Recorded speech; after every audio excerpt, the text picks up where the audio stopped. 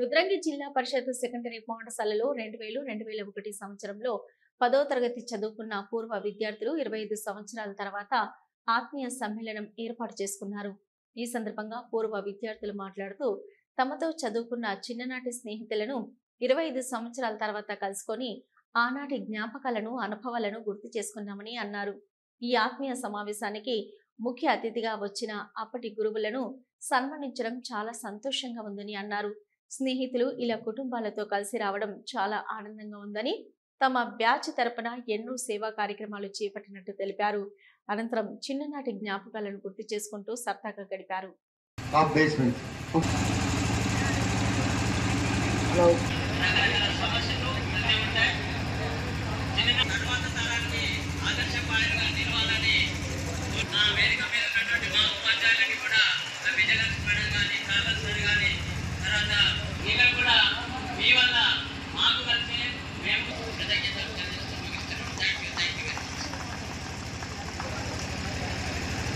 నన్ను ప్రోత్సహించి మరి ఇప్పటి వరకు నా ఒక స్ఫూర్తిదాయక మార్గదర్శనం నుండి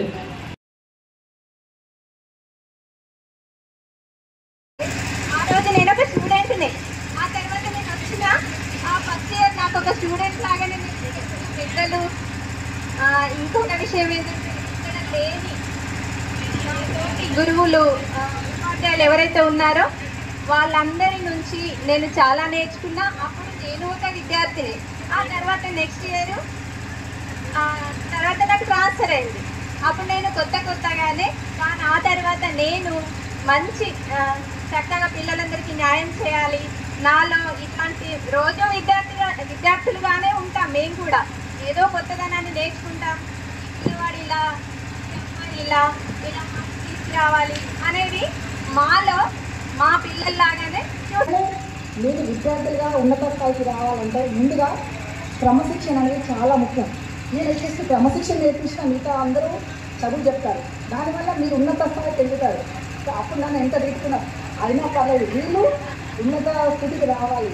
నా విద్యార్థులు మా పిల్లలు, నేను నా పిల్లలకు చెప్పడం అంటే ఇదే ఇట్లా చెప్పడమే. బాగుపడడం అనేది ఇంపార్టెంట్. అంటే ఒక్కొక్కరికి ఒక్కొక్క మెథడ్ ఉంటుంది అన్నమాట. కొందరు కొంచెం స్మూత్గా చెప్తారు, కానీ అప్పుడు వచ్చిన కొత్తలో నేను చెప్పాలి వీళ్ళు బాగుపడడం ఒకటే. ఏర్పడితే 2010లో ఎత్తు కేంద్రం పెట్టారు.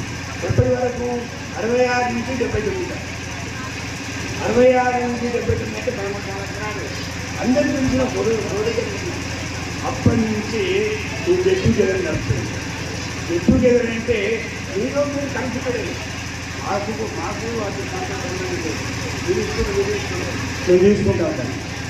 కానీ మీరు కూడా అట్లా అందరూ కలిసి ఉండాలని కావాలని ఇప్పటికీ నేను 30 గెట్ టుగెదర్లు అటెండ్ అయ్యాను.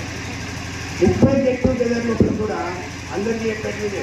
కానీ ఇందులో మీరు చేయాల్సింది మీరు మీ భార్య భర్తలు చెప్తున్నారు. మీ పిల్లలు రాలేదు. మీ పిల్లలు వస్తే మాకు సంతోషం. అరే వీళ్ళ పిల్లవాళ్ళ, అరే వీళ్ళ మీకు అది ఇంకోటి ఒకరికొకరు మాట్లాడుకుంటే బంధం పెరుగుతుంది, కొట్టుకుంటే దూరానికి. కాబట్టి మీ క్లాస్మేట్స్ అందరూ క్షేమంగా ఉన్నారని